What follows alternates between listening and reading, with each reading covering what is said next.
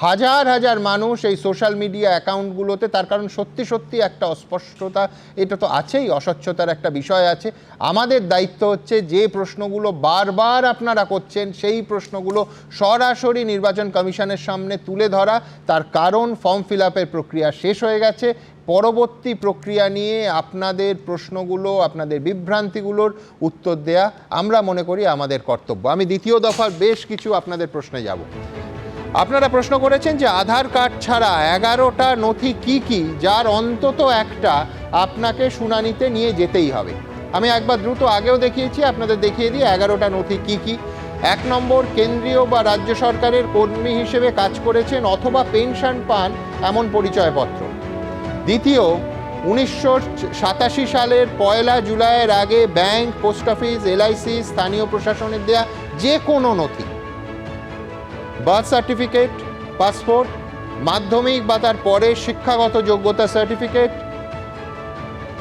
রাজ্য সরকারের অধীনস্থ কোনো উপযুক্ত কর্তৃপক্ষের দেয়া বাসস্থানের সার্টিফিকেট, ফরেস্ট রাইট সার্টিফিকেট, জাতিগত সার্টিফিকেট, জাতীয় নাগরিকপঞ্জি, অবশ্যই এটা শুধু অসমের ক্ষেত্রে প্রযোজ্য, স্থানীয় প্রশাসনের দেয়া ফ্যামিলি রেজিস্টার, সরকারের দেয়া ল্যান্ড অথবা হাউস অ্যালটমেন্ট সার্টিফিকেট। আপনাদের আরেকটা বড় প্রশ্ন ছিল যে ধরুন খসড়া তালিকায় আপনার নাম নেই, খুঁজে পেলেন না, আপনার নাম দেখতে পাচ্ছেন না, অথচ শুনানির কোনো ডাক বা নোটিশ পাননি, এই ক্ষেত্রে কি করবেন? নির্বাচন কমিশন বলছে যে ফর্ম 6-এর অ্যানেক্সচার 4, আবার বলছি ফর্ম 6 অ্যানেক্সচার 4, 6 নম্বর ফর্ম অ্যানেক্সচার 4 ফিল আপ করে নতুন করে ভোটার তালিকায় নাম তুলতে হবে।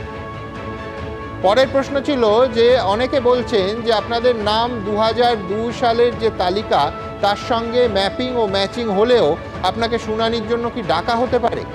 নির্বাচন কমিশন বলছে ইআরও মনে করলে আপনাকে ডাকতেই পারে। পরের প্রশ্ন, এসআইআরে কেউ ইচ্ছাকৃতভাবে জাল নথি পেশ করলে বা ভুল তথ্য দিলে তার কি শাস্তি হতে পারে?